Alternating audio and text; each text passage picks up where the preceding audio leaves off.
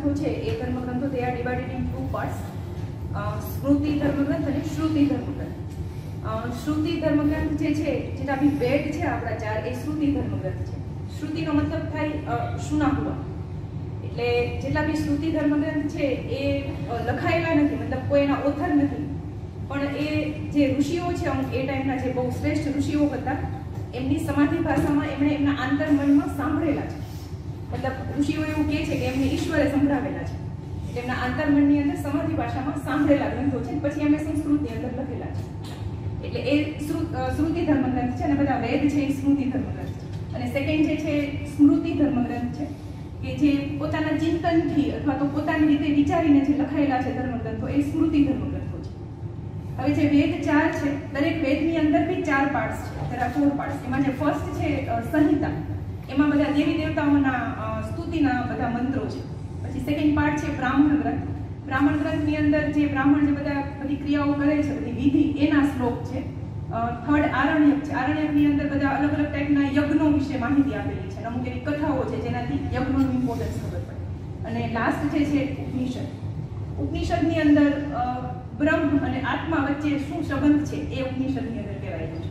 અને એટલે એકચ્યુઅલી ઉપનિષદ 108 છે, અને એમાંથી 12 કે 13 ઉપનિષદ છે જે મેઇન ઉપનિષદ છે. અને ઉપનિષદ જે છે એ દરેક ઉપનિષદ એક વેદ સાથે જોડાયેલો છે, કેમ કે વેદનો જે 4th પાર્ટ છે એ ઉપનિષદ છે. એટલે એવી રીતે જે ઈશાવાસ્ય ઉપનિષદ છે એ યજુર્વેદ સાથે જોડાયેલો છે, જેમાં 18 શ્લોક છે અને સંસ્કૃતમાં છે. હવે બુકની અંદર જે 18 શ્લોક છે એ શ્લોક આપેલા છે અને એનો અનુવાદ કરેલો છે હિન્દીમાં, અને પછી ઓશોએ પોતાની રીતે એ શ્લોકને એક્સપ્લેન કરેલા છે. અહીંયા મેં શ્લોક એટલે નથી લીધા કેમ કે અંતર્મનની ભાષા છે, એટલે અનુભૂતિ છે, એટલે અનુભૂતિ હંમેશા સમજવામાં અઘરી હોય. એટલે જો એ શ્લોકનું ભાષાંતર અહીંયા લખીએ તો એ સમજવામાં અઘરું જ હોય. એટલે ઓશોએ એને જે રીતે વર્ણવ્યું છે એ મેં બુકમાં લીધેલું છે. અને બધા ચેપ્ટર્સ આવી રીતે છે. એકચ્યુઅલી આત્મા અને યુનિવર્સ એટલે અસ્તિત્વ વચ્ચેનો સંબંધ આખી બુકમાં કીધેલો છે. એટલે હવે અહીંયા એક ક્લેરિફાઈ કરી દઉં કે ઈશ્વર પરમાત્મા એવો જો વર્ડ આવે તો મતલબ રામકૃષ્ણ કે મહાદેવ નહીં, પણ અસ્તિત્વ કે જે ઈશ્વર છે. એટલે સૌથી પહેલું ફર્સ્ટ ચેપ્ટર છે, એમાં ઓશો એવું આપ્યું છે કે અવ્યાખ્ય, મતલબ કે એની વ્યાખ્યા નથી થઈ શકતી. એટલે એમાં સૌથી પહેલા ઉપનિષદ અહીંયાથી કરે છે કે આત્મહંતા અને આત્મજ્ઞાન. ઉપનિષદ મનુષ્યને આ 2 પાર્ટમાં ડિવાઈડ કરે છે, આત્મહંતા અને આત્મજ્ઞાન. આત્મહંતા આ વર્ડ આપણને જનરલી આત્મહત્યા જેવો લાગે, અને આત્મહત્યા મતલબ આપણે આપણા બોડીને ખતમ કરી નાખીએ એને આત્મહત્યા કહીએ છીએ, પણ ઉપનિષદ એવું નથી કહેતું. ઉપનિષદ એવું કહે છે કે જે માણસ આખી જિંદગી પોતાની જાતને જાણ્યા વિના પાસ કરી દે છે એ આત્મહંતા છે. પોતાની જાતને જાણ્યા વિના મતલબ શું? તો કે મારું રૂટ ક્યાં છે, મારું એક્ઝિસ્ટન્સ ક્યાંથી છે, મારી લાઈફનો પર્પઝ શું છે, હું શેના માટે છું, એ બધું જાણ્યા વિના જો આખી જિંદગી પાસ કરી દે તો એનો ઉપનિષદ આત્મહંતા છે. અને આત્મજ્ઞાની એને કહે છે જેને પોતાની લાઈફનો પર્પઝ ખબર છે. દુનિયાના દરેક માણસને બીજાને ખુશી જ આપવી છે. આપણે હંમેશા બીજાને ખુશી જ આપવા ઈચ્છીએ છીએ, પણ જો આપણે પોતે ખુશ ના હોઈએ તો બીજાને ક્યારેય ખુશી ના આપી શકીએ. અને એ જ માણસ પોતે ખુશ રહી શકે જે આત્મજ્ઞાની હોય, જેને પોતાની લાઈફનો પર્પઝ ખબર હોય અથવા તો આત્માનુભૂતિ હોય.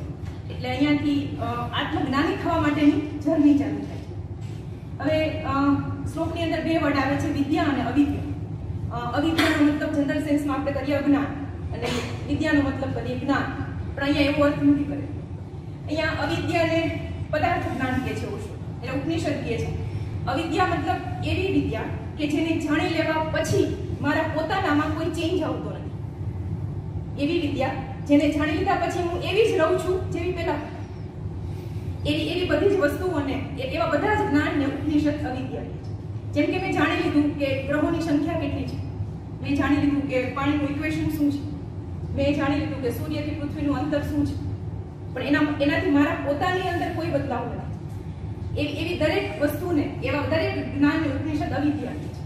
એટલે નોર્મલ સેન્સમાં કહીએ તો મતલબ એ જ્ઞાન જેવું લાગે છે પણ એ જ્ઞાન છે નહીં, ભ્રમ છે. એટલે જ્ઞાન હોવાનો ભ્રમ છે.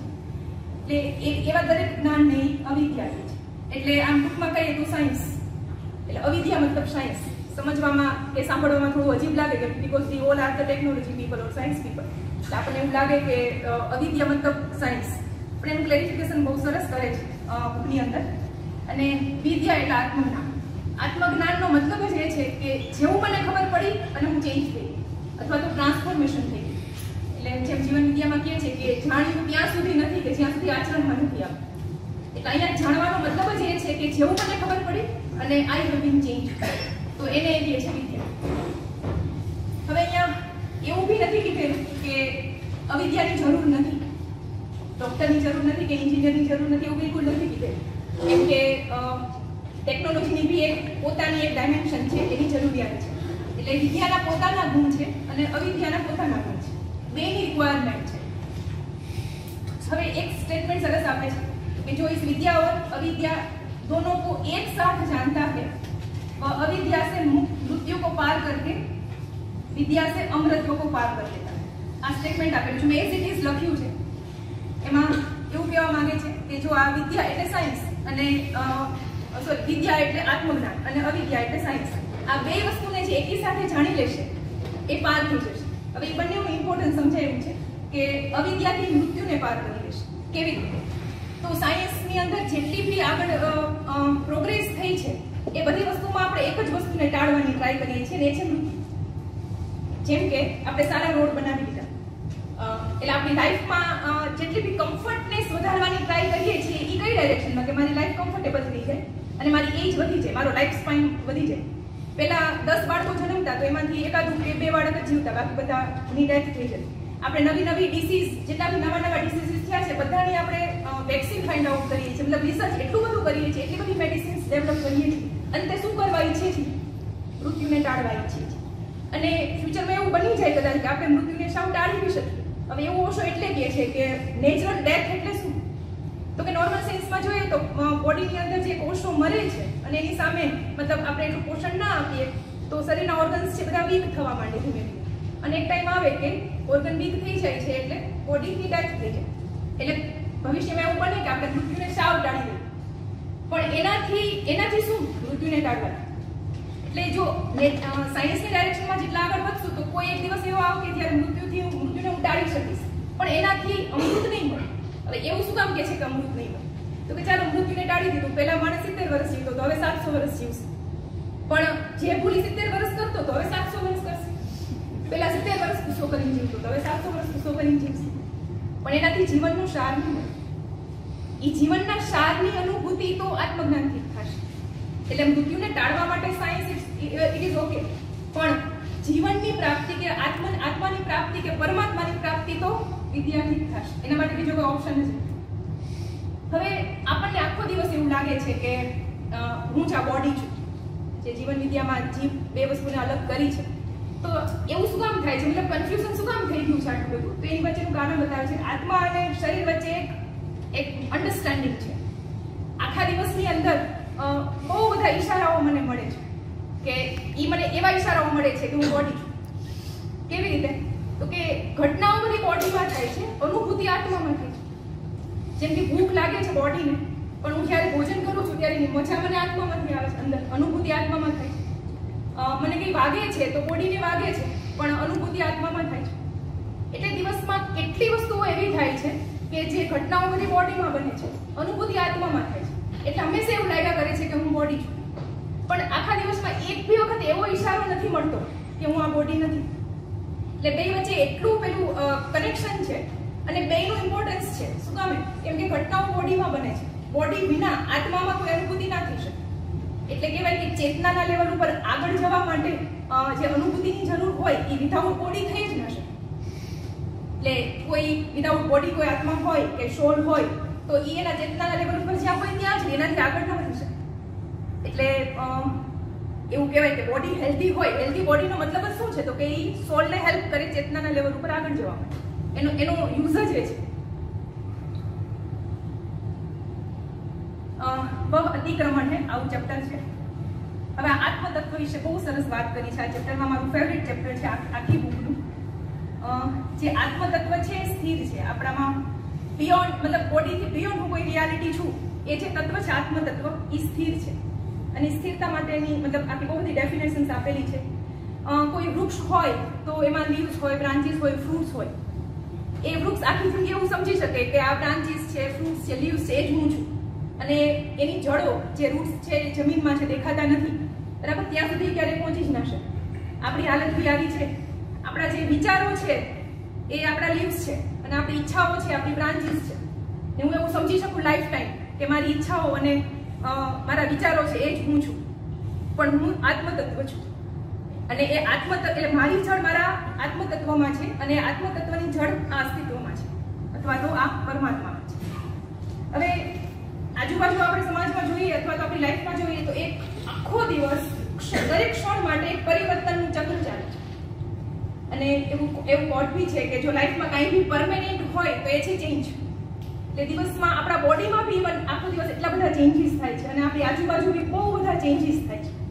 પણ એક વસ્તુ હંમેશા યાદ રાખવી કે જ્યાં આખો દિવસ કોઈ વસ્તુ પરિવર્તિત થતી હોય એની વચ્ચે કેન્દ્રમાં કોઈ એક વસ્તુ એવી હોય જે સ્થિર હોય તો જ એ પરિવર્તન થઈ શકે.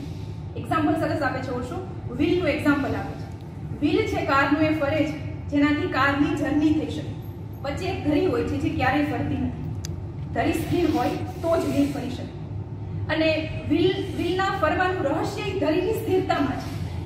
જેટલી ધરી છે એ સ્થિર રહી શકશે એટલું વ્હીલ વધારે વ્યવસ્થામાં ફરી શકશે.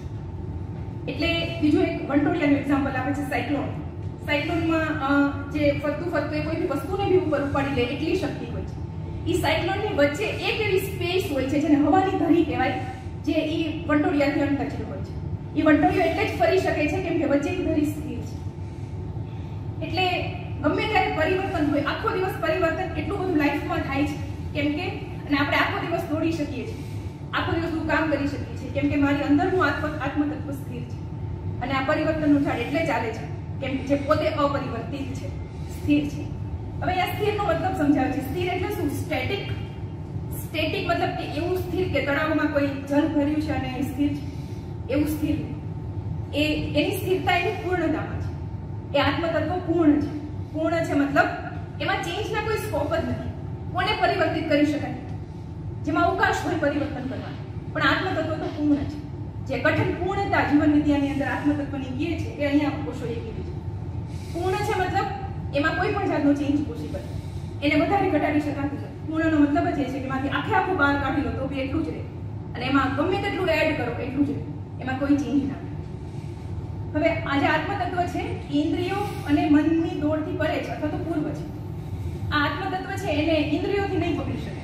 એનું કારણ આપે છે કેમ કે ઇન્દ્રિયો અહીંયા બે વસ્તુ યુઝ કરે છે. એક એનું પૂર્વ છે અને એક પરે છે. હું ઇન્દ્રિયોથી કોને જોઈ શકું? સપોઝ મારી આંખ છે તો હું આંખથી એને જોઈ શકું જે મારી આંખની આગળ હોય અથવા તો આંખની સામે હોય. હું તમને જોઈ શકું છું કેમ કે તમે મારી આંખની આગળ છો, પણ આત્મતત્વ છે મારી આંખની પાછળ છે. એટલે હું એને મારી આંખથી જોઈ નથી શકતી પણ હું એને અનુભવી શકું છું. કાલે મારી આંખો ના હોય તો હું તમને નહીં જોઈ શકું કેમ કે તમને હું મારી આંખોથી જોતી હતી, પણ હું મારી જાતને ફીલ કરી શકીશ કેમ કે હું મારી જાતને આંખોથી ક્યારેય જોતી જ નહોતી પહેલા. એટલે ઇન્દ્રિયો હોવા ના હોવાથી આત્મતત્વને કોઈ ફેર પડતો નથી. અને પૂર્વ એટલે કહે છે કે માતાના ગર્ભની અંદર પહેલા આત્મા પ્રવેશ કરે છે પછી ઇન્દ્રિયો બને છે. એટલે ઈ સેન્સમાં બી આત્મતત્વ છે ઇન્દ્રિયોથી પકડાતું. એમાં મનનું એક્ઝામ્પલ આપે છે કે મન એટલે શું? તો કે અનંત સ્પીડથી આગળ વધવા વાળું જે મન છે એનાથી બી આત્મતત્વ પકડાતું નથી. બાકી એ તો સ્થિર છે. સ્થિર વસ્તુ તો ગમે તેનાથી પકડાવી જોઈએ ને, પણ એ નથી પકડાતું. શું કામ નથી પકડાતું? તો કે એટલું અનંત દોડવા વાળું મન બી આત્મતત્વને ચૂકી જાય છે. શું કામ ચૂકી જાય છે? તો કે સ્થિરને પકડવા માટે સ્થિર થવું પડે. સ્થિર આપણે જે વસ્તુ સ્થિર છે એને પકડવા માટે દોડીએ તો ક્યારેય ના પકડી શકે. આપણે કારમાં જતા હોય તો બંને રોડ સાઈડ ફૂલો વાવેલા હોય, એ ફૂલને આપણે જોઈ શકીએ કે ફૂલનું ઝાડ છે, રેડ કલરનું ફ્લાવર છે. પછી જેમ જેમ કારની સ્પીડ વધારતા જાઓ એટલે ધીમે ધીમે ક્લેરિટી ઓછી થતી જાય. એવી ખબર પડે કે કંઈક વાવેલું છે પણ ફૂલ છે એવી ખબર નહીં. જેટલી સ્પીડ વધારતા જાઓ એમ ક્લેરિટી ઘટતી જાય અને કોઈ એક ટાઈમ એવો આવે એવું ખબર બી ના પડે કે ફૂલ વાવેલું.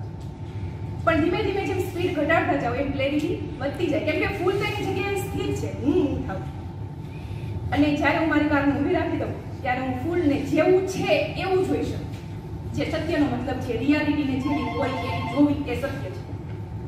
એટલે અહીંયા એવું કહેવા માંગે છે કે મન જેની ગતિ અનંત છે એ એટલે આત્મતત્વને નથી પકડી શકતું કેમ કે આત્મતત્વ સ્થિર છે અને મન સતત દોડે છે. એટલે એની ગતિ અનંત હોવા છતાં જે સ્થિર છે એને નથી પકડી શકતું. હવે મનનો મતલબ સમજાવે છે કે મન એટલે શું? તો મન મતલબ વિચાર. એવું આપણે મન છે કોઈ ફિઝિકલ એન્ટિટી નથી. આપણે તેવું સમજીએ છીએ મગજ કે બ્રેઇન કે મન કહીએ છીએ, પણ અહીંયા એવું નથી કીધેલું. ઉપનિષદ અલગ છે. મન એટલે વિચાર. વિચારની જે સ્થિતિ છે એ મન છે. જ્યારે વિચાર ના હોય એ અમનની સ્થિતિ હોય, અને અમનની સ્થિતિ મતલબ કે એ સ્થિરતા. એટલે આત્મતત્વને પકડવા માટે સ્થિર થવું પડશે, અને સ્થિર થવા માટે વિચારોને રોકવા પડશે, એટલે વિચારોને બંધ કરવા પડશે. એ સ્થિતિની અંદર આત્મતત્વને પકડી શકાય. હવે વિચાર માટે એક સરસ કહે છે કે આપણને એવું લાગે છે કે મન મતલબ બ્રેઇન કે મગજ. એના માટે એક્ઝામ્પલ આપે છે કે તમે આપણે એવું કહીએ છીએ કે વીજળી ચમકે છે. એટલે આપણે એવું કહીએ છીએ કે જુઓ વીજળી ચમકે છે. હવે કોઈ એવી વીજળી જોઈ છે જે ચમકતી ના હોય, એવી વીજળી જોઈ છે કે જે ચમકતી ના હોય. ક્યારે આપણે કોઈને એવું કહીએ કે જુઓ વીજળી છે પણ ચમકતી નથી, તો સામેવાળો શું કહેશે કે વીજળી છે જ નહીં. એટલે વિચાર છે તો મન છે, જો વિચાર નથી તો મન નથી. મન કોઈ ઓબ્જેક્ટ નથી, સ્થિતિ છે. જેમ કે સમુદ્રમાં લહેરોનું તોફાન હોય, તો જ્યારે તોફાન હોય ત્યારે આપણે એવું કહીએ કે લહેરોનું તોફાન છે. હવે આપણે એવું તોફાન જોયું છે જે શાંત હોય? જો શાંત હોય તો તોફાન જ ન હોય. એટલે આ બધી વસ્તુ કેવું છે, શબ્દોની પેલી રમત છે, એટલે આપણને સમજાતું નથી. એટલે વિચાર મતલબ મન. જ્યારે અમનની સ્થિતિ આવી જશે અને વિચાર શૂન્ય થઈ જશે, ત્યારે એ આત્માનુભૂતિ થશે અથવા તો આત્માને પકડી શકશે. હવે મન શું કામ દોડે છે? તો મનને દોડવું તો નથી, પણ એ વિચારો શું કામ દોડે છે એ બી બહુ ટ્રિકી છે. તો કે ભવિષ્ય માટે દોડે છે. ભવિષ્યની ઈચ્છાઓ માટે મન સતત દોડતું છે. દોડવાનો મતલબ ભવિષ્ય, દોડવું મતલબ આગળ. આપણે દોડીએ મતલબ આગળના માટે જ દોડીએ છીએ. એટલે મન હંમેશા સતત દોડ્યા કરે છે ભવિષ્યની ઈચ્છાઓને પૂરી કરવા માટે. અને પાછું કેવું છે કે ભવિષ્યની કોઈ ઈચ્છા કરી, દોડતા દોડતા એ ડેસ્ટિનેશન ઉપર પહોંચી ગયા, તો ત્યાં જઈને પાછી વસ્તુ બેકાર થઈ જાય છે. શું કામ? કેમ કે દોડવાનું તો એને ચાલુ જ રાખવું છે. ઊભું રહે કોઈ એક જગ્યાએ કે આ મળી ગયું, તો એમ થાય કે હા શા મળી, પણ ત્યાંથી પાછું આગળ દોડવાનું ચાલુ રાખે છે. એટલે લાઈફમાં ગોલ અચીવ થઈ જાય પછી ગોલ બેકાર થઈ જાય છે. પાછું બીજો કોઈ ગોલ સેટ કરી લઈએ છીએ આપણે. દોડવાનું ચાલુ રાખવું છે. એટલે જે મળે છે એનાથી સંતોષ નથી થતો, કેમ કે દોડ હંમેશા ચાલુ રાખવું છે. અને જ્યારે બધી વસ્તુઓથી આ મન છે એ ઊભ થઈ જાય કે હવે આમાં કઈ નથી, ત્યારે શું કરે? તો કે હવે પરમાત્માને મેળવવા તરફ દોડે, એટલે ધર્મ તરફ દોડે. તો ધર્મ તરફ દોડવામાં બી બહુ બધી વસ્તુઓ પૂજા પાઠ કરે, બહુ બધા ધર્મ ગ્રંથો વાંચે, ધાર્મિક સ્થળોની મુલાકાતો લે, પણ દોડવાનું ચાલુ રાખે. એટલે અહીંયા કીધેલું છે કે આત્માને પરમાત્મા એટલે મતલબ ઈશ્વરને બી દોડીને તો નહીં જ મળી શકે. એના માટે ઊભા થઈ જવું પડશે. એટલે દોડીને કોઈ બી વસ્તુ દોડીને મેળવવાનું શક્ય નથી, કેમ કે દોડનો મતલબ જ ભવિષ્ય છે. એટલે શૂન્યનો પથ્થર એક સરસ, આ મને એટલી ગમે છે આ વસ્તુ કે આપણે ક્યારે કારમાં જતા હોઈએ તો પેલું કિલોમીટર્સ લખેલા આવે કે 10 કિલોમીટર્સ અને એરો કરેલો હોય કે આગળ જાઓ, પછી 5 કિલોમીટર્સ પછી આગળ જાઓ, પછી એમ જતા જતા કોઈ એવો પથ્થર આવી જાય છે શૂન્ય લખેલું હોય 0 કિલોમીટર અને કોઈ એરો કરેલો ના હોય તો શું થાય? હાશ પહોંચી જાય. તો આ એવી સ્થિતિ જે છે કે લાઈફમાં આખો દિવસ દોડતા દોડતા કોઈ એક એવો શૂન્યનો પથ્થર આવી જાય કે જ્યાં જઈને એમ થાય કે હાશ હવે પહોંચી ગયા. અને એ સ્થિતિ છે ધ્યાનની સ્થિતિ, કે જ્યાં જઈને એ શૂન્યના પથ્થરની અનુભૂતિ થઈ જાય અને ત્યાં જઈને એવું થાય કે આ મારું ડેસ્ટિનેશન છે. હવે ધ્યાનની બાબતમાં એક વસ્તુ કહી દઉં. ઘણા એવું કહેતા હોય કે હું ધ્યાન કરું છું, ધ્યાન થઈ જ નશે, કેમ કે કોઈ ક્રિયા ધ્યાનને ક્યારેય કરી નહીં શકો. ધ્યાનમાં ઉતરી શકાય, કંઈ ના કરવાનું નામ જ ધ્યાન છે. બધું કરવાનું છોડી દો એટલે તમે ધ્યાનમાં જ છો. એટલે ધ્યાન કરવાની ક્યારેય ટ્રાય ના કરો, ધ્યાન નહીં થઈ શકે. બધું કરવાનું છોડી દો એટલે તમે ધ્યાનમાં ઉતરી જશો. બુદ્ધ પાસે એક સાધકે આવીને કીધું કે મારે શાંત થવું છે, હું બહુ અશાંત છું અંદર. એટલે બુદ્ધે એવું કીધું કે તું શાંત થવાના પ્રયત્નો છોડી દે, તું શાંત જ છું. તું જેટલા શાંત થવાના પ્રયત્નો કરીશ એ પ્રયત્નો તને અશાંતિ તરફ લઈ જાય છે, કેમ કે તું પોતે અંદરથી શાંત જ છું. એટલે દિવસમાં બી વસ્તુ હંમેશા ઓબ્ઝર્વ કરે. આપણે બહુ બધી વસ્તુમાંથી શાંતિ શોધીએ છીએ કે આજે થાકી ગયા છે, આજે મૂવી જોઈ લો તો મજા આવી જાય, આ કરી લો તો મજા આવી જાય. જ્યારે બહુ સ્ટ્રેસ હોય ત્યારે સ્ટ્રેસમાંથી બહાર નીકળવાના પ્રયત્નો છોડી દેવા, તમે ઓટોમેટિક શાંત થઈ જશો, કેમ કે આત્મતત્વ સ્થિર છે અને શાંત છે. અને આજે આત્મતત્વ છે એને મેળવવા માટેની બી ટ્રાય કરવાની જરૂર જ નથી, કેમ કે એ ક્યાંય ગયું જ નથી. મતલબ ઉસકો ખોયા નથી, વો હે ખાલી એનું વિસ્મરણ થઈ ગયું. એટલે જે અજ્ઞાનની થોડી આવરણ ઉપર આવી ગયા છે એને લીધે એવું લાગે છે કે મતલબ આપણે બોડી સમજીએ છીએ પોતાને, એટલે ઈશ્વરને મેળવી નહીં શકે કેમ કે ઓલરેડી છે જ. એના વિના તો આપણું એક્ઝિસ્ટન્સ બી ના હોઈ શકે. પછી એક સ્ટેટમેન્ટ છે કે આત્મતત્વ દૂર હે ઓર સમીપ. દૂર એ સેન્સમાં છે કે હજારો જન્મોથી મતલબ જેટલી યાત્રા કરી છે એનાથી થોડું વિસ્મરણ બહુ બધું થઈ ગયું છે, એટલે એવું લાગે છે કે દૂર છે. પણ સમીપ એટલે છે કેમ કે રૂટ તો આપણા એક છે, એની સાથે આપણે જોડાયેલા છે. જો એની સાથે જોડાયેલા ના હોય તો એક ક્ષણ માટે બી આપણું એક્ઝિસ્ટન્સ ના હોય શકે. અને બીજું છે કે વહ ચલતા હે ઓર નહીં ભી ચલતા. ઈ સેન્સમાં કહે છે કે આપણે વ્હીલનું એક્ઝામ્પલ લીધું કે ધરી છે એ વચ્ચે સ્થિર છે, પણ 10 કિલોમીટર જ્યારે કાર ચાલે છે ત્યારે વ્હીલની યાત્રા કેટલી, તો કે 10 કિલોમીટર. તો ધરીની યાત્રા 10 કિલોમીટરની થાય જ છે. એ પોતાની જગ્યાએ સ્થિર છે, પણ એની યાત્રા તો 10 કિલોમીટરની થાય જ છે. એટલે પોતાની જગ્યાએ સ્થિર છે મતલબ નહીં ચાલતા. અને ચલતા બી હે કોની સાથે? બોડીની સાથે. તો આજે આત્મતત્વ છે મારા 10 બર્થ થઈ ગયા હોય તો બોડીની સાથે મારી આત્માની જર્ની બી 10 બર્થની છે જ, પણ એ જર્ની ત્યારે સાર્થક થશે જ્યારે મારી ચેતનાના લેવલની અંદર વધારે થશે. પૂર્ણ. આજે આખું અસ્તિત્વ છે એ પૂર્ણ છે. पूर्ण मतलब समझाया है कि पूर्ण से पूर्ण निकल आता है फिर भी पीछे पूर्ण शेष रह जाता है. पूर्ण में पूर्ण लीन हो जाता है फिर भी कोई अंतर नहीं. આ પૂર્ણતાનો મતલબ સમજાય છે. આ સ્ટેટમેન્ટ બહુ એન્ટી મેથેમેટિકલ છે કેમ કે આપણને તો હંમેશા કોઈ વસ્તુમાંથી કાઢી લો તો કે ઘટી ગયું અને એડ કરી દો તો કે વધી ગયું. આવું મેથેમેટિક્સ જ આપણને ખબર છે. એટલે અહીંયા ઓશોએ બે મેથેમેટિક્સ આપ્યા છે. એક સિમ્પલ મેથેમેટિક્સ છે જે બોડીનું મેથેમેટિક્સ છે, મતલબ કે ભૌતિક જરૂરિયાતોનું મેથેમેટિક્સ છે જેને ગણી શકાય, મતલબ માપી શકાય, કોઈ બી યુનિટમાં માપી શકાય. અને એક હાયર મેથેમેટિક્સ છે જે સોલનું મેથેમેટિક્સ છે, આત્માનું મેથેમેટિક્સ છે. અને એ બહુ સૂક્ષ્મ અને શ્રેષ્ઠ મેથેમેટિક્સ છે જેની અંદર 2 ને 2 4 થાય એવું જરૂરી નથી. એ 2 ને 2 5 થઈ શકે ને 2 ને 2 3 થઈ શકે. એના માટે એક્ઝામ્પલ આપે છે. કોઈ પિક્ચર હોય, કોઈ ચિત્રકાર કોઈ પિક્ચર બનાવે તો અલગ અલગ આઇટમ્સના ફોર્મમાં જુઓ તો એમાં 10 કલર છે, એને 2 પેલી પીછીનો યુઝ કર્યો છે ને કેનવાસ છે. તો શું એ ચિત્ર છે એ મેથેમેટિક્સમાં આપણે શું કરીએ? એડિશન સબટ્રેક્શન ઓપરેશન્સ કરીએ. તો જે ચિત્ર છે એ ખાલી 10 કલર, 2 પીછી અને કેનવાસનું જોડ છે ખાલી. ચિત્રને જ્યારે જોઈએ છે ત્યારે એની અનુભૂતિ જે છે સમથિંગ મોર ધેન ધેટ. પછી કોઈ પોએમ છે એની અંદર શબ્દો હોય અલગ અલગ, એ શબ્દોને જ્યારે તમે અલગ અલગ સાંભળો ત્યારે બહુ સિમ્પલ શબ્દો, સિમ્પલ વર્ડ્સ હોય, પણ જ્યારે ભેગા થઈને કોઈ પોએમ બનાવે ત્યારે ખાલી શબ્દોનો જોડ છે, એની અનુભૂતિ એનાથી અનેક ગણી વધારે છે. જ્યારે કોઈ સિતાર વગાડે છે ત્યારે તાર ભટકાય છે એકબીજા સાથે, તો એ ખાલી ધ્વનિ છે આપણા કાન સુધી પહોંચે, એની અનુભૂતિ અલગ છે. અને આપણી સાથે કોઈ હેન્ડશેક કરે, કોઈ એક જણ કરે પ્રેમથી કરે અને કોઈ ગુસ્સાથી કરે. જો મેથેમેટિકલી જોવા જઈએ તેમાં જે પ્રેશર ક્રિએટ થાય છે કે ટેમ્પરેચર ક્રિએટ થાય છે આંખની વચ્ચે, એ બે કેસમાં સરખું હશે પણ અનુભૂતિ અલગ છે. એટલે આ જે મેથેમેટિક્સ છે એ સિમ્પલ મેથેમેટિક્સ નથી. અનુભૂતિનું જે મેથેમેટિક્સ છે એ કંઈ હાયર ઓર્ડર મેથેમેટિક્સ છે. અને આ હાયર ઓર્ડર મેથેમેટિક્સ એવું છે જે આંકડાઓ કામ નથી આવતું, જે આંકડાઓ બેકાર થઈ જાય છે. અને જે માણસને ખાલી આંકડાઓ સુધીનું ગણિત ખબર છે એના હાયર મેથેમેટિક્સ નહીં સમજે.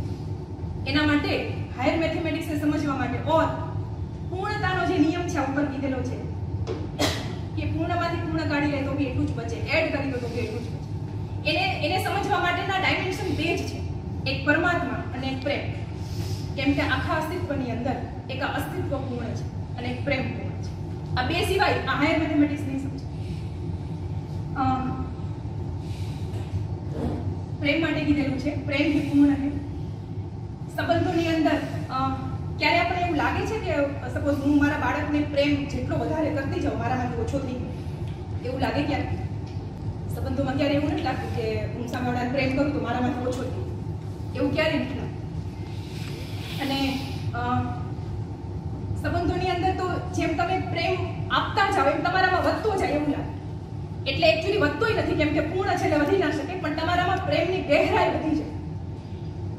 એટલે પ્રેમ જ એક એવી વસ્તુ છે કે આપવાથી ક્યારેય પોતાનામાંથી ઓછો ના થાય. દરેક સંબંધમાં, કોઈ બી સંબંધમાં ટેસ્ટ કરી શકે.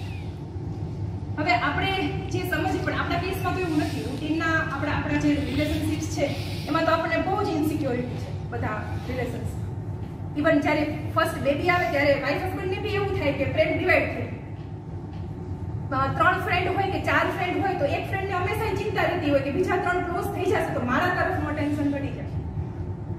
પ્રેમની બાબતમાં આપણને બહુ ઇન્સિક્યોરિટી છે કેમ કે પ્રેમની પૂર્ણતાને નથી સમજતા. એટલા માટે જ્યારે પ્રેમ પૂર્ણ ના હોય કોઈ બી સંબંધમાં ત્યારે સ્વામિત્વ આવે, ઓનરશિપ. એટલે આપણે હંમેશા આપણે જેને પ્રેમ કરતા હોય ને બાંધીને રાખવા ઈચ્છીએ કે હું જે મને પ્રેમ કરી છે બીજા કોઈને ના કરે, કેમ કે બીજાને કરશે તો મારામાંથી ઓછું થઈ જશે, એવું આપણને હંમેશા લાગે છે. એટલે જ્યાં પ્રેમની પૂર્ણતાનો અભાવ હોય ત્યાં હંમેશા ઓનરશિપ આવે કે એ મને જ પ્રેમ કરે, બીજા કોઈને ના કરે. અને જો પ્રેમની પૂર્ણતાને સમજતા હોઈએ તો પ્રેમની માંગ ક્ષીણ થઈ જાય. શું કામ? મનોવૈજ્ઞાનિક એવું કહે છે કે જેટલી બી સંબંધોની દોડ છે ને એનું એક જ કારણ છે કે મને બીજા પાસેથી પ્રેમ કેવી રીતે મળે છે મારામાં રહી જાય. એટલે અહીંયા પ્રેમની સેન્સમાં ના જોઈએ તો અટેન્શનના ફોર્મમાં જોઈ છે. ઘરમાં બાળકને માતા પિતાનું અટેન્શન જોઈએ છે, માતા પિતાને એકબીજાનું અટેન્શન જોઈએ છે, વડીલોને આપણું અટેન્શન જોઈએ છે, સ્ટુડન્ટને ટીચરનું અટેન્શન જોઈએ છે, ટીચર એના હાયર ઓથોરિટીનું અટેન્શન જોઈએ છે, પોલિટિશિયન્સને પ્રજાનું અટેન્શન જોઈએ. જેટલું બી ટાસ્ક કરીએ છીએ એ બધું બીજાનું અટેન્શન મેળવવા માટે કરીએ છીએ. એટલે જ્યારે પ્રેમની પૂર્ણતા સમજાઈ જશે કે ગમે એટલું કોઈ મને આપે મારામાં વધી ના શકે અને હું ગમે એટલું આપી દઉં મારામાં ઘટી ના શકે, તો બીજા પાસેથી પ્રેમ માંગવા માટે જે આખો દિવસ ટ્રાય કરી છે કે મારામાં એનું ધ્યાન રહે, એ ઇનસિક્યોરિટી નીકળી જાય. હંમેશા એમ લાગશે કે ના એ મને આપે તો મારામાં વધી ના શકે, એટલે જેટલો મળે છે એટલામાં સંતોષ થઈ જશે. તે પ્રેમ માટેની જે હંમેશા ઓલી એક દોડ લગાવી રાખીએ છીએ બધા સંબંધોની હજુ એ બંધ થઈ જશે. આ પૂર્ણતાને સમજશે. બીજું પરમાત્મા પૂર્ણ છે એવું કહે છે. પરમાત્મા પૂર્ણ છે એવું એટલે કહે છે કે આખો દિવસ આખા વર્લ્ડનું ખાલી એવો વિચાર સુધા કરીએ કે કેટલી બધી વસ્તુઓ આખો દિવસ બને છે અને કેટલી બધી વસ્તુઓ આ અસ્તિત્વની અંદર પાછી વિલીન થઈ જાય છે. તો ક્યારે એવું ફીલ થાય છે કે આજે અસ્તિત્વ નાનું થઈ ગયું હોય એવું લાગે છે, કે આમાં કંઈ ઘટી ગયું હોય એવું લાગે છે? ક્યારે નથી લાગતું. એ તો અનંત વિરાટ અસીમ છે એવું લાગે છે. અને કેટલી બધી વસ્તુઓ મતલબ એ જે પરિવર્તન થાય છે આખો દિવસ એ તો સતત હરેક ક્ષણ ચાલુ છે. તો બી ક્યારે એવું નથી લાગતું, એમ ક્યારે એવું નથી લાગતું કે આજે આકાશ નાનું દેખાય છે, એવું ક્યારે નથી લાગતું. એટલે અસ્તિત્વમાંથી આખો સંસાર બની ગયો છે તો બી એવું ને એવું છે જેવું પહેલા હતું. અને રોજ એની અંદર કેટલી બધી વસ્તુઓ લુપ્તપાઈ થઈને અંદર એમાં એડ થઈ જાય છે તો બી એવું ને એવું છે જેવું પહેલા હતું. આ સ્ટેટમેન્ટ બહુ સરસ છે. जो भी हमारे अनुभव में आता है वह सदा वहां से निकलता है जो अनुभव में नहीं आता. એટલે આ પરમાત્મા અનુભવમાં નથી આવતું, બરાબર? અને આ બધી ભૌતિક વસ્તુ અનુભવમાં આવે છે પણ આફ્ટરલી આવે છે તો ઈશ્વરમાંથી. जो दृश्यमान है वह सदा वहां से निकलता है जो अदृश्य. હવે આ બે વસ્તુની પૂર્ણતાને સમજી લઈએ, પરમાત્માની પૂર્ણતા અને પ્રેમની પૂર્ણતા, તો એનું રિઝલ્ટ શું છે, મતલબ એનું ઉપલબ્ધિ શું છે? તો આપણે કર્તા ભાવમાંથી મુક્ત થઈ જશું. કેવી રીતે? તો કે આ અસ્તિત્વ મતલબ આ આખું પરમાત્મા જે છે એ આવડા મોટા સંસારને બનાવીને બી સાવ એનાથી અટચ છે, નથી વધતો નથી ઘટતો, સાવ એનાથી અછૂતો રહી ગયો છે. અને હું એક નાનો બિઝનેસ ચલાવીને એવું માનીશ કે હું કરું છું, કોઈ સબ્જેક્ટ ભણાવીને એવું માનીશ કે હું ભણાવું છું, કોઈ ડિપાર્ટમેન્ટ ચલાવીને એવું માનીશ કે હું ચલાવું છું. આ આખું અસ્તિત્વ જેનામાંથી આખો સંસાર બને છે, રોજ બને છે ને રોજ એમાં વિલીન થાય છે, તો બી અનટચ્ડ છે એનાથી, સેજ બી એમાં કઈ ફેર નથી પડતો. જેનાથી આખું વર્લ્ડ ચાલે છે એમાં કઈ ફેર નથી પડતો. અને હું એક નાનું એવું કામ કરીને એવું માની લઈશ કે હું કરું. એટલે અહીંયા આ જો સમજી લેશું તો અહંકારમાંથી કે કર્તા ભાવમાંથી મુક્ત થઈશું. એ એટલું કરીને બી કાંઈ મતલબ એનામાં કર્તા ભાવ નથી તો હું કોઈ એવી નાની એવી વસ્તુ કરીને બી મારામાં કર્તા ભાવ લાવી દઈશ. હવે એવું કે છે કે કર્તા ભાવમાંથી મુક્ત થવું એટલે અસ્તિત્વની પ્રાપ્તિ અથવા તો પરમાત્માની પ્રાપ્તિ. તો કર્તા ભાવમાંથી મુક્ત કેવી રીતે થઈ શકાય એના માટે હું આગળ કીધેલું છે. તો કે કર્તા કોણ હોય છે? કર્મ કરે. અને સવારથી ઉઠીશું ત્યાં સુધી રાત સુધીમાં કર્મ તો કરશું જ કાંઈ, એમ કર્મ કર્યા વિના તો નહીં જાય, કાંઈ બી કર્મ કરશું. અને જેવા કર્મ કરશું એવા કર્તા તો બની જ જશું. તો પછી કર્તા ભાવ એમ કે કર્મ કરવું એ તો ફિક્સ છે, કર્મથી બચવાનો કોઈ ઉપાય નથી. તો કર્તા ભાવમાંથી કેવી રીતે બચવું? કર્તા ભાવ મતલબ અહંકાર, એનો બીજો વર્ડ છે અહંકાર. એટલે કીધું છે કે કુછ તો કરેંગે, જબ भी कुछ करेंगे तो उससे जुड़ जाएंगे. गुस्सा करશું તો ગુસ્સાથી જોડાઈ જશે, પ્રેમ કરશું તો પ્રેમથી જોડાઈ જશે, મિત્રતા કરશું તો એનાથી જોડાઈ જશે, ઇવન ત્યાગ કરશું તો ત્યાગની ભાવનાથી જોડાઈ જશે. પણ કોઈ સાથે કનેક્શન તો રાખશું, મતલબ કે કરતા તો રહેશું. એટલે કર્મ સે છૂટને કા કોઈ ઉપાય નહીં. કર્મ મતલબ કર્મમાંથી છૂટવાનો ઉપાય નહીં. અને એવું કે છે એવું જરૂરી નથી કોઈ બિઝનેસ ચલાવે છે એ જ કર્મ કરે. કરવાનું, ભિક્ષા માંગે છે એ બી કર્મ કરે, એ ભિક્ષા માંગવાનું કર્મ કરે છે. અને કોઈ ગ્રહસ્થ છે એ કર્મ કરે છે એ તો ઠીક છે, પણ જે સંન્યાસી છે અને કાંઈ જેનું ગ્રહસ્થ નથી એ બી કર્મ કરે. એટલે કર્મમાંથી છૂટવાનો કોઈ ઉપાય જ નથી. તો કર્મમાંથી છૂટવાનો ઉપાય નથી તો શું? તો કર્તા ભાવમાંથી કેવી રીતે બચવું? तो कर्ता भाव को छोड़कर जो कर्मों से गुजर जाता है उसे कर्मों का लय नहीं होता. सेम वस्तु भगवद गीताમાં ભગવાને કીધેલી છે કે કર્મ તો કરવા, કેમ કે એનાથી બચી શકાય, પણ એના કર્તા ભાવમાંથી છૂટી જવું. તો એના માટે શું કરવું? કર્મ કરે અભિનય ગીતા, પૂરે જીવન को एक અભિનય કરે. કેવી રીતે? તો કોઈ સેટ ઉપર રામાયણનું કોઈ નાટક ચાલતું હોય અને રામ છે એ સીતાને શોધવા માટે નીકળે અને સીતા મળે નહીં તો એ બહુ બધી વાર મતલબ રડે, બહુ બધી વાર પૂછે, વૃક્ષોને પૂછે કે સીતા ક્યાં છે. એટલે એ જે આખી એક્ટિંગ છે, પણ કરવાવાળાને ખબર છે કે આ અભિનય, એટલે ભલે આ પોતાની જાતને આખી એમાં ઢોળી દે અભિનય કરવા માટે, પણ અંદરથી તો એ ટચ જ રહી જશે. કદાચ બહુ સારો અભિનેતા હોય તેને રડવા માટે કોઈ આંખમાં કેમિકલ હોય એ બી ના નાખવું પડે, પણ આંસુઓ બી એની રીતે આવી જાય, એટલો સારો અભિનય કરે, પણ તો બી એ જે આંસુઓ હશે એ આંખમાંથી જ આવતા હશે, પ્રાણમાંથી નહીં આવતા, હૃદયમાંથી નહીં આવતા. એટલે જે ટાસ્કને અભિનયની જેમ કરશું તો એ કરી લેશું, બહુ સારી રીતે કરી લેશું. એવું નથી કે અભિનયની જેમ કરશું તો એટલું એફિશિયન્ટલી નહીં કરી શકીએ, એવું નથી. કરી લેશું, પણ અંદરથી એનાથી અનટચ રહીશું. અને જ્યારે અંદરથી અનટચ રહીશું ત્યારે કર્મ થતા રહેશે, કરતા ભાવમાંથી મુક્ત થઈ જશું.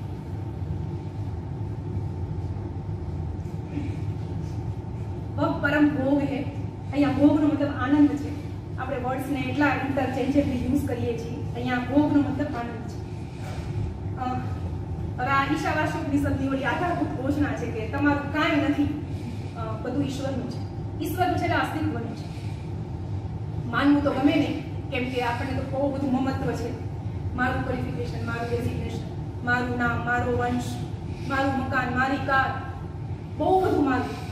અને કોઈ એક જાતને એવું કહી દે કે તારું કાંઈ નથી, બધું ઈશ્વરનું છે, એટલે આમ અહંકાર હોય આમ તરત ખરી પડે, એટલે માનવાનું મન તો ના થાય.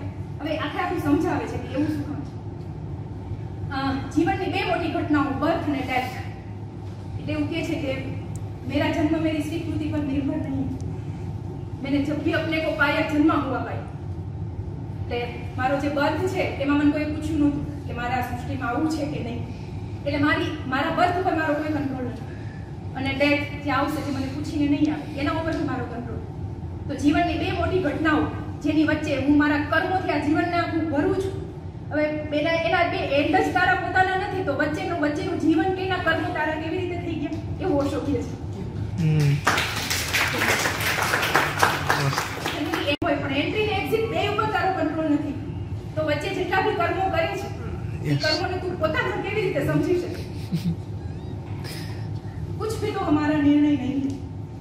આપણે તો એવું જ કહે છે ના હું તો બધી જ વસ્તુ એમ નિર્ણયપૂર્વક જ કરું, કે મારી ઈચ્છાથી જ કરું. પણ અહીંયા ઓશો એવું કહે છે કાંઈ તારી ઈચ્છા પ્રમાણે કરતો નથી, અથવા તો કોઈ વસ્તુ નિર્ણયપૂર્વક નથી કરતું. જેમ કે એક્ઝામ્પલ આપે છે પ્રેમ. સપોઝ પ્રેમ તું જો નિર્ણયપૂર્વક કરી શકતો તો તારે તો પ્રેમ જ કરવો છે ને બધાને. કોઈ એવું હોય છે ને નિર્ણયપૂર્વક કોઈને નફરત કરી હોય એવું તો કોઈ નથી. આપણે બધાને પ્રેમ જ કરવો છે. તો જો ઈચ્છાપૂર્વક નિર્ણયપૂર્વક તું પ્રેમ કરી શકતો હો તો તું બધાને કરીને બતાવ. પણ તું બધાને તો નથી કરી શકતો પ્રેમ, અમુકને જ કરી શકસ. મતલબ કે તું નિર્ણયપૂર્વક નથી કરી શકતો. ઠીક વાત છે. ક્રોધ. એક દિવસ એવો સવાલમાં નિર્ણય લઈ લ્યો કે આજે નિર્ણયપૂર્વક ક્રોધ જ કરવો છે બધા ઉપર. થઈ શકે. એટલે પ્રેમ એટલે મતલબ તું જે કાંઈ બી આખો દિવસ કરસ એ તારો નિર્ણય નથી, ભ્રમ છે કે તું બધું નિર્ણયપૂર્વક કરસ. क्या है जो आपका किया हुआ.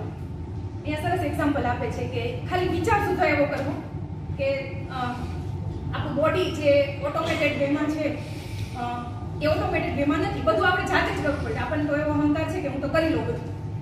સવારમાં ઉઠીને સૌથી પહેલા બ્રેઇન ચાલુ કરવું પડે, હાર્ટ ચાલુ કરવું પડે, હાર્ટ બીટ સેટ કરવી પડે કે કેટલી સ્પીડમાં ચાલે, પછી કિડનીઝ ચાલુ કરવી પડે, ફેફસા ચાલુ કરવા પડે બ્રીથ કરવા માટે, એવું કરવું પડે.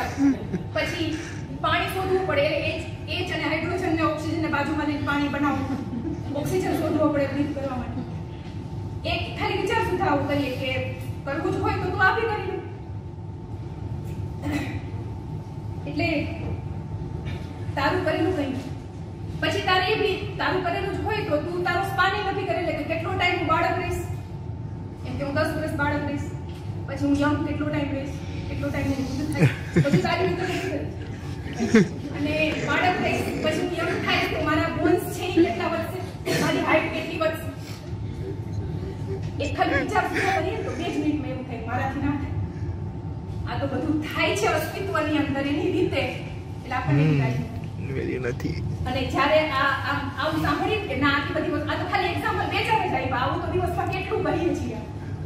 જો એ બધી જ વસ્તુઓ આપણે કરવી પડતી હોય બરાબર, તો શું થાય? તો 2 જ મિનિટમાં આન્સર આવી જાય કે મારાથી ના થાય. મારાથી ના થાય એટલે અહંકાર 0, અને અહંકાર 0 એટલે કરતા ભાવ 0. યસ, મસ્ત કીધું.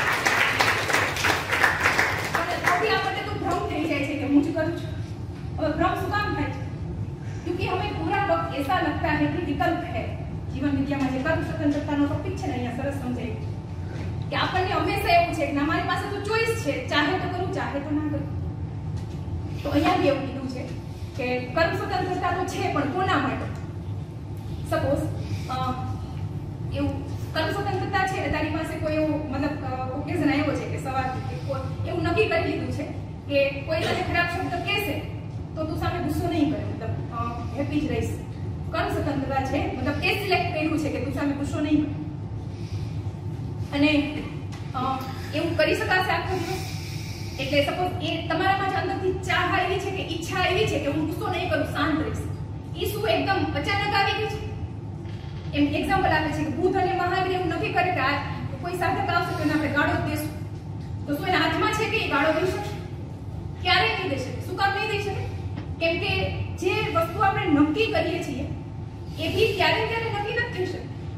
એની પાછળ એક યાત્રા છે, ચેતના. સપોઝ હું એવું કહું છું કે હું કોઈના ઉપર ગુસ્સો નહીં કરું, તો નહીં કરું મતલબ એવી કોઈ પોસિબિલિટી છે કે ચાલ કરીને બતાવો, આખો દિવસ કરીને બતાવું છું, એવી કોઈ પોસિબિલિટી નથી. કેટલી બધી વસ્તુઓ એવી છે કે જે આપણે નથી કરી શકતા. અને એટલે નથી કરી શકતા કેમ કે આપણી જર્ની છે આગળના પર, અને મારું ચેતનાનું લેવલ એ જગ્યાએ છે કે મારાથી નથી થતું. એટલે કર્મ સ્વતંત્રતા તો છે, પણ કોના માટે છે? જેનામાં સમજ નથી. જેનામાં સમજ નથી એના માટે કોઈ કર્મ સ્વતંત્રતા બરાબર. સમજ નથી એના માટે તો એની આદતો, એની બિલીફ્સ જે જગ્યાએ એને લઈ જશે ત્યાં જ જશે. એટલે કોઈ સપોઝ કોઈ બેઈમાન માણસ છે, એને ખબર છે ઈમાનદારી શું છે, એની પાસે એવો ઓપ્શન છે કે ઈમાનદાર રહેવું કે બેઈમાન રહેવું, પણ સમજ નથી એટલે કર્મ સ્વતંત્રતા નથી. બેઈમાની છે ને એની મજબૂરી છે. એટલે હું જ્યારે બી કોઈ સારી વસ્તુ કરવાનો નિર્ણય લઉં છું ત્યારે બી કર્મ સ્વતંત્રતા નથી. એ તો મારી જર્ની છે, મારી આગળની જેટલી બી જર્ની છે પાસ થઈ છે એને અકોર્ડિંગ હું એ નિર્ણય લઈ શકું. એટલે આ સરસ સ્ટેટમેન્ટ આપ્યું છે કે જિંદગીમાં જેટલી બી ભાવનાઓ છે અથવા તો આપણા જે ડિસિઝન્સ છે એ કોઈ અજ્ઞાત જગ્યાએથી આવે છે. અજ્ઞાત જગ્યાએથી આવે છે મતલબ આત્મતત્વમાંથી આવે છે. અને આત્મતત્વની પોતાની એક જર્ની છે. એ જર્નીમાં એ જે લેવલ ઉપર હશે એવું જ ડિસિઝન લઈ શકશે, એનાથી બીજો કોઈ વિકલ્પ નથી. આપણું જે ચેતનાનું લેવલ હોય, સપોઝ આપણે માનતા હોય કે હું ગુસ્સો નહીં કરું, તો એકાદ દિવસ ટ્રાય કરવી. આ વસ્તુ વેરીફાઈ કરવાની જ છે કે હું મારી જાતને જે માનું છું એનાથી અલગ થઈ શકું છું, ઓપોઝિટ સાવ અલગ થઈ શકું છું? નથી થઈ શકતા આપણે ક્યારે. એટલે અહીંયા કીધું છે કે કરતા હોને કા કોઈ ઉપાય નથી. જે આગળ કહીએ છીએ કીધું કે કરતા આપણે નથી થઈ શકતા. હવે કરતા જ નથી થઈ શકતા તો ફિર મેરા ક્યાં? એટલે છેલ્લે ઈ કન્ક્લુડ કરે છે કે જો તારું કાંઈ જ નથી તો બધું ઈશ્વરનું છે. એટલે સબ કુછ ઈશ્વર કા. એટલે અહીંયા બધું ઈશ્વરનું છે એનું એવી રીતે કહેવા માંગે છે કે તું કરતા નથી અને કરતા થઈ શકીશ પણ જ્યારે સમજ આવશે ત્યારે. અને બીજો એક સ્ટેટમેન્ટ છે કે જો છોડતે હે વેહી ભોગ પાતે. આપણી તો ટોટલી બિલીફ અલગ છે કે ભોગવા માટે તો પેલા પકડવું પડે, હોય તો ભોગી શકી. તેનું કૃષ્ણ તેનાથી સાવ અલગ કે જે વસ્તુને છોડી શકશો એને જ ભોગી શકશો. કેવી રીતે? તો કે હવા છે, મારે આ મુઠ્ઠીમાં હવા ભરવી છે તો હું મુઠ્ઠીને જેમ બાળીશ એમ હવા ઓછી થશે. જેમ જેમ વધારે ને વધારે પકડીશ એમ વધારે ને વધારે ઓછી થશે. પણ જો મુઠ્ઠીને ખોલી નાખીશ તો એની અંદર હવાનો એક સ્ત્રોત હંમેશાને માટે વધ્યા કરશે. એટલે જીવનનો નિયમ છે, જે વસ્તુઓને બાંધીને રાખશો એને ક્યારેય નહીં ભૂલીશ. પછી એ સંબંધો હોય કે કોઈ વસ્તુ, જે વસ્તુ માટેથી મનમાં ઇનસિક્યોરિટી રહેશે કે મારી પાસે રહેશે તો જ હું એને ભોગી શકીશ મતલબ એમાંથી આનંદ લઈ શકીશ, એ વસ્તુમાંથી એટલો આનંદ નહીં લેશો. જેને તમે છોડી શકશો એને જ ભોગી શકશો. હવે અહીંયા એ બી સરસ કહે છે કે ઈશ્વર કા હે, અને પાછું સરસ એક કીધું છે કે જે જો ભોગને કે लिए छोड़ते हैं वो नहीं भोग पाए. આપણે તો આ જન્મનું હજુ થયું નથી કે આપણે આવતા જન્મની ચિંતા છે કે હું દાન કરી દઉં આટલું બધું, આવતા જન્મ મતલબ મારો આવતો વર્ત સારો થાય. કંઈક મેળવવા માટે છોડશો તો નહીં ભોગી શકો, નિસ્વાર્થ ભાવથી છોડશો તો ભોગી શકશો. ઈશ્વર કા હે સબ કુછ, પેલું સ્ટેટમેન્ટ આપી દીધું, તારું કાંઈ નથી, મારું કાંઈ છે જ નહીં, તો મતલબ કે હું છોડી ના શકું. કોઈ બી વસ્તુ છોડવી હોય તો પેલા હોવી જોઈએ તો છોડી શકીએ. હવે તો બધું ઈશ્વરનું જ છે, તો હવે છોડવા માટે કંઈ છે નહીં. અને જ્યારે આવી ભાવના અંદર આવી જાય કે બધું ઈશ્વરનું છે, મારું કાંઈ છે જ નહીં, એટલે આત્મા તરફની જર્ની ચાલુ થઈ જાય. અને કોઈ એ લેવલ ઉપર આવી જાય કે આત્મામાંથી પરમાત્માની અનુભૂતિ થઈ જાય, તો બધું પરમાત્માનું જ છે, મતલબ કે હવે તો તારું જ છે. આઈ થિંક સમજાય છે શું કહેવા માંગુ છું. જર્ની જ્યારે આ વસ્તુ સમજાઈ જાય કે મારું કાંઈ નથી, બધું પરમાત્માનું છે, એટલે આત્મા તરફની જર્ની ચાલુ થઈ. હવે આત્મામાંથી પરમાત્મા તરફ જ પહોંચવાનું છે, અને ત્યાં સુધીની મારી જર્ની પૂરી થઈ. અને જે અહમ બ્રહ્માસ્મિ વર્ડ છે, બરાબર, જે પહેલા જ કહી દીધું કે બધું પરમાત્માનું છે, તો મતલબ કે હવે તો બધું તારું છે, યુ આર ધ ગોડ. પછી એનો ભોગનો છે કે આનંદનો વિસ્તાર છે, એ હવે આ સમગ્ર અસ્તિત્વ છે. પહેલા તો મારું મકાન હતું, સીમિત હતું કે મકાનને ભોગી શકું, હવે તો અસ્તિત્વ મારા ભોગનો વિસ્તાર છે. કોઈ ફૂલ ખેલશે તો મને એવું લાગે છે કે હું પીવું છું, કોઈ નૃત્ય કરશે મોર તો મને એવું લાગે છે હું ડાન્સ કરું. આજે આકાશ આખું દેખાય છે અસીમ, એ હું છું. એટલે જેટલું છોડી શકશો એટલું વધારે ભોગી શકશો. આ સ્ટેજમાં કે છે પરમ ભોગ, એનો મતલબ એ ડાયરેક્શનમાં કે છે કે તું એ ડાયરેક્શનની અંદર આગળ વધ, આત્માથી પરમાત્મા તરફ.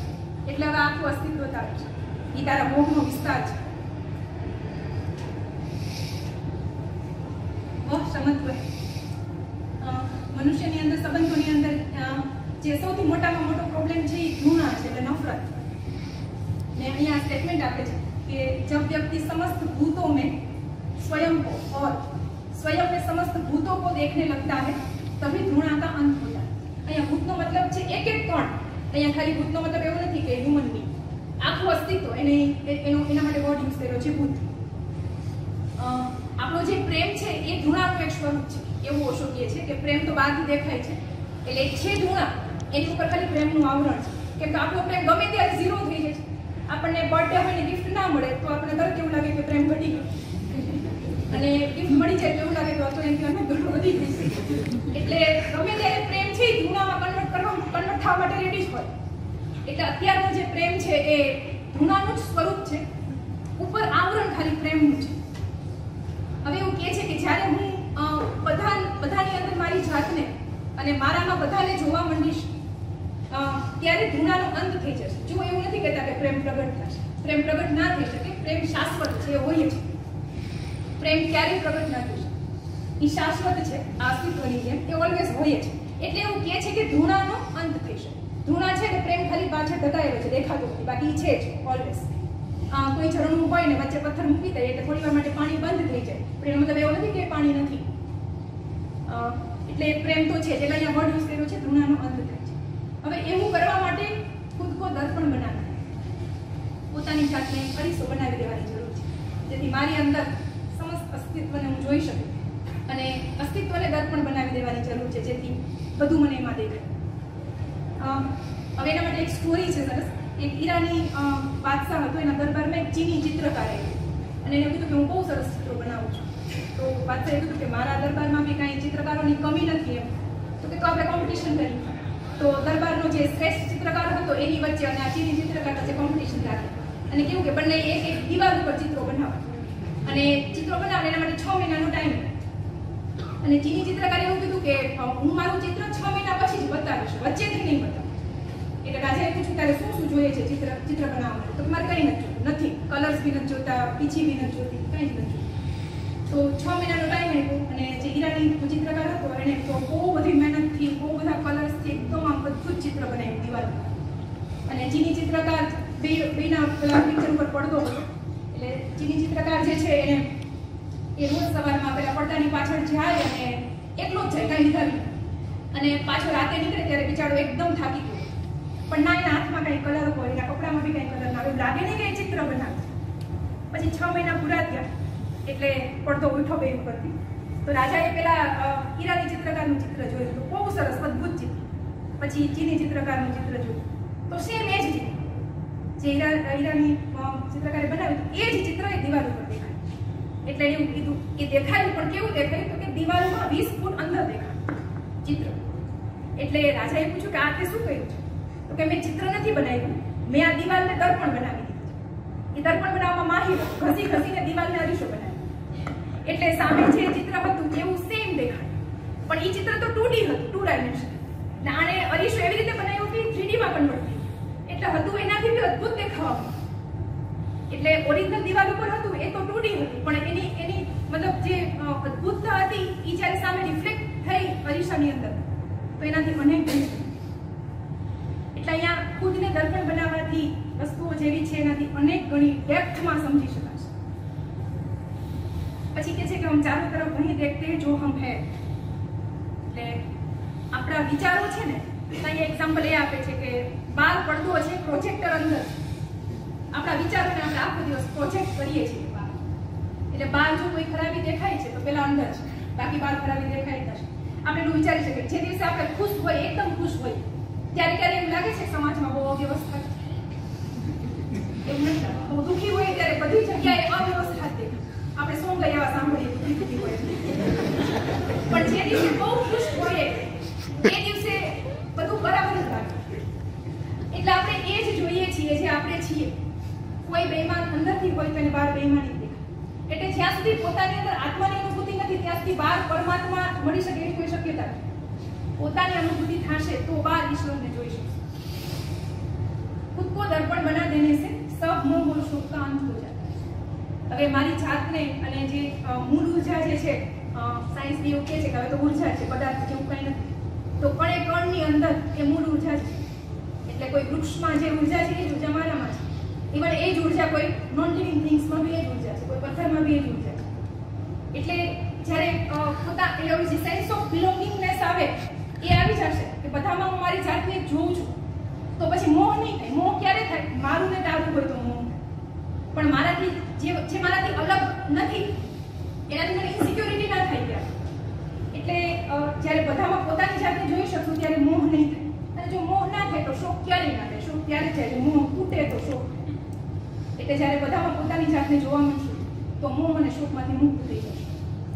રવિન્દ્રનાથ ટાગોરનું એક પોએમ છે, એટલે બહુ બધા પોએમનું કલેક્શન છે જેનું નામ છે ગીતાંજલિ. ગીતાંજલિ એમણે લખ્યું ને પછી એને નોબેલ પ્રાઇઝ બી મળી. તો એના ઘર પાસે એક ફકીર રહેતો, એટલે એમાં એને ઈશ્વર વિશે કીધેલું છે બહુ. તો એ ફકીર જેવા રવિન્દ્રનાથ ઘરની બહાર નીકળે ને એટલે એ ફકીર એને પૂછે કે તે પોએમ તો બહુ સરસ લખી, એમ નોબેલ પ્રાઇઝ બી મળ્યું, પણ તે ઈશ્વરને જોયો છે? એટલે રવિન્દ્રનાથ ઈમાનદાર માણસ એટલે એવું કહી ના શકે જોયો છે, કેમ કે પોએમ તો એમને લખી નાખી હતી. એટલે કઈ બોલે નહીં ને આમ ઇગ્નોર કરીને જતા. હવે રોજનું 6 મહિના છે. રવિન્દ્રનાથ અંદર ઘરની બહાર નીકળતા પીવે એ પેલો ફકીર બેઠો હશે તો મને પૂછશે ઈશ્વર જોયો છે? રવિન્દ્રનાથને ઈશ્વરને જોવા માટેની કે ઈશ્વરને સમજવા માટેની જેટલી ચિંતા નથી એટલી ચિંતા એ ફકીરની થવા માંડી કે આ મને પૂછશે. પછી એક દિવસ સરસ દિવસ હતો અને એને તે દિવસે પહેલી જ વખત વરસાદ થયો. એટલે એને એવું આમ બહાર નીકળ્યું તો આમ એક અદ્ભુત અનુભૂતિ હતી કે વરસાદ થઈને પછી બંધ થઈ ગયો. એટલે એવું થયું કે હું કોઈ સમુદ્ર તરફ જાઉં. ઘરની બાજુમાં ટૂંકમાં એવું લખેલું છે એટલે સમુદ્ર તરફ જાય છે. જતાં જતાં રસ્તામાં જોવે છે અને એક અનુભૂતિ કરે છે કે માટીમાંથી સરસ સુગંધ આવે છે. પછી આમ ચાલતા ચાલતા જે પેલા પર્ણો બધા હોય પાંદડાઓ એના ઉપર નાના નાના બૂંદ બાજેલા છે. પછી મોરનો ટમુકવાનો બધો અવાજ આવે છે. આમ અદ્ભુત એકદમ આમ અનુભૂતિ થઈ ગઈ મને. અને સૂર્યનું પ્રતિબિંબ જોયું સમુદ્રની અંદર, સરસ નિર્મળ એકદમ શુદ્ધ. એ જ પ્રતિબિંબ એને પેલા નાના નાના બૂંદમાં બી જોયું. પછી જેમ ઘરે આવતા હતા તો એ જ પ્રતિબિંબ પેલા ખાડાઓમાં જે પાણી ભર્યું હતું એમાં બી જોયું. અને અંદરથી કંઈ ક્લિક થઈ કે બધી જ જગ્યાએ હું એક જ વસ્તુનો અનુભવ કર્યો. અને બધી જ વસ્તુઓની અંદર એ જે ઈશ્વર તત્વની જે અનુભૂતિ હતી એને આ બધી જ વસ્તુઓમાં થવા માંડી. અને એ જ વસ્તુ ફીલ કરી કે જે ચોખ્ખા પાણીમાં જે સૂર્યનું પ્રતિબિંબ હતું એ જ એને પેલા ડોળા પાણીમાં બી દેખાય. અને પછી જતા હતા તો પેલો ફકીર સામે આવ્યો, પણ આજે રવિન્દ્રનાથને બીક ના લઈ ગયા. અને પેલા ફકીરે બી જોયું કે આજે આમણે ઇગ્નોર નથી કર્યું, એટલે એને પોતાની પાસે લઈને આમ હક કરી દીધું અને એવું કીધું કે હવે તને મળી ગયું છે.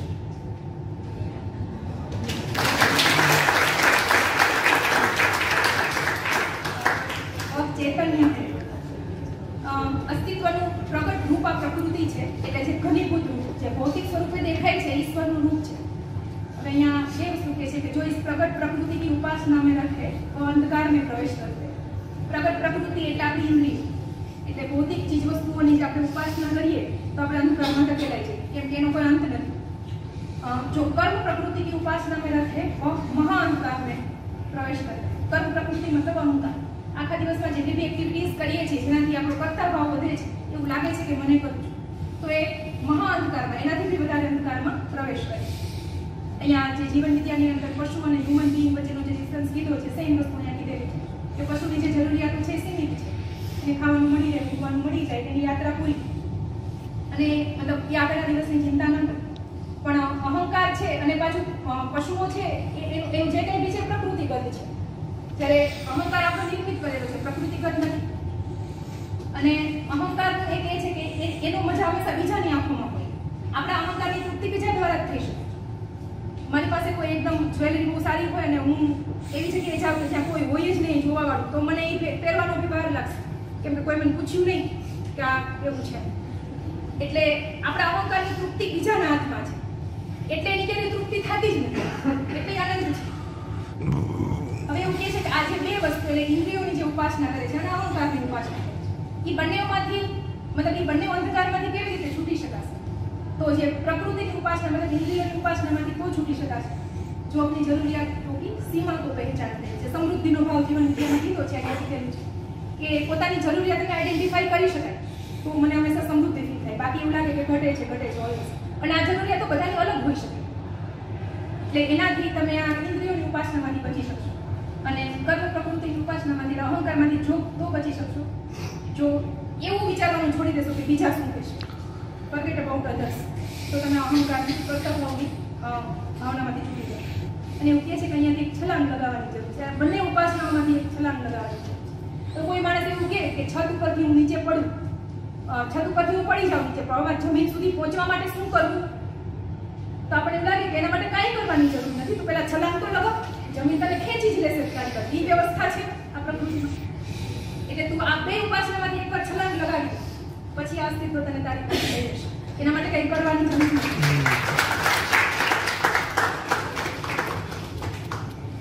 મેડમ 10 મિનિટ એક્સટેન્ડ થશે, 5 જેટલી સ્લાઇડ છે, ફટાફટ કરીશું।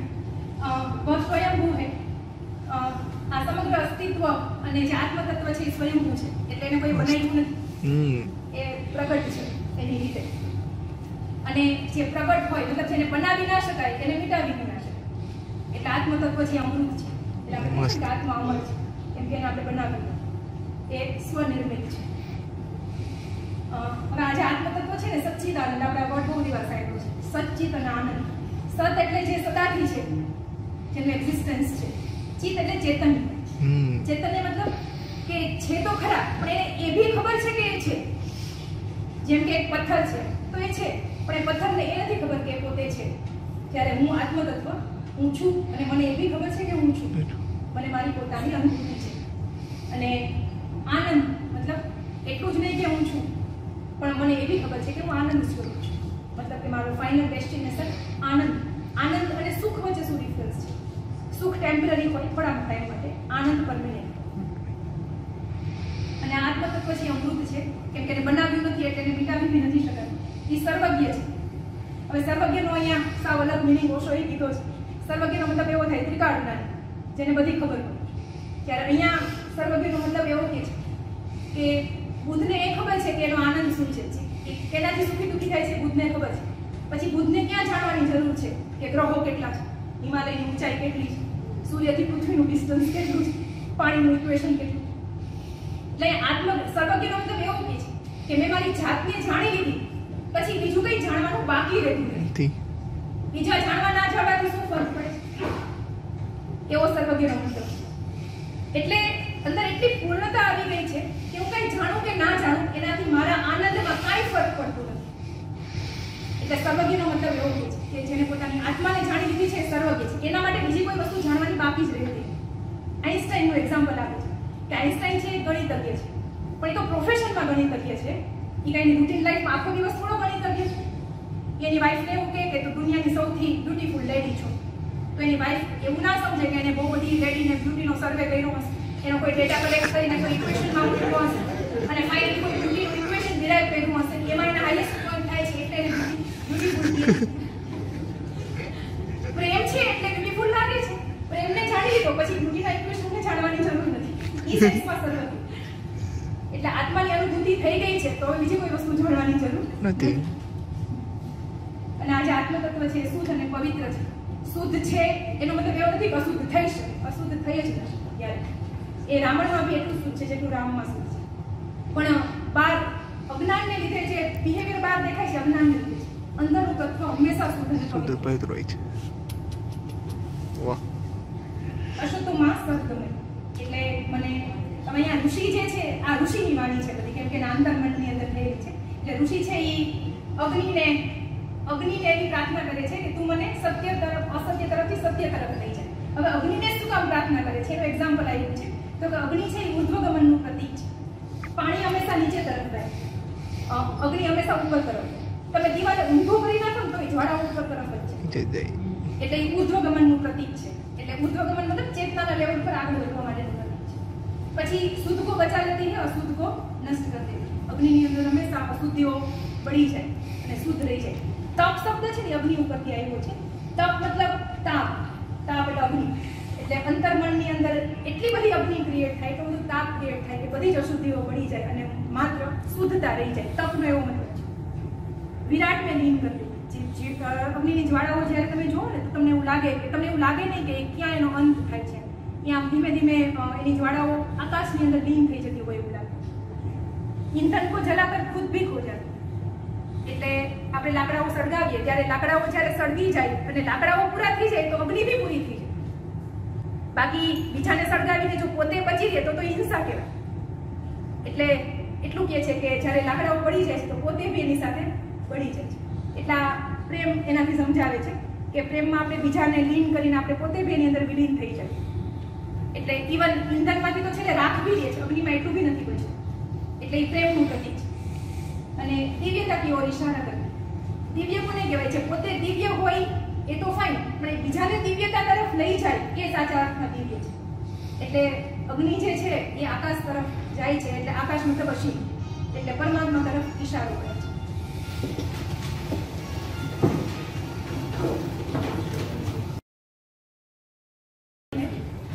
આની અંદર ઋષિ છે એ ઈશ્વરને ના પરમાત્માની પ્રાર્થના કરે છે कि ज्योति से प्रकाश से ढका है सत्य. हे प्रभु तू इस प्रकाश के पर्दे को हटा दे. આપણે તો લાગે કે સત્ય હંમેશા અસત્યથી ઢકાયેલું હોય, જ્યારે અહીંયા ઋષિ એવું કહે છે કે સત્ય પ્રકાશથી ઢકાયેલું છે. તો એ શું કહેવા માંગે છે?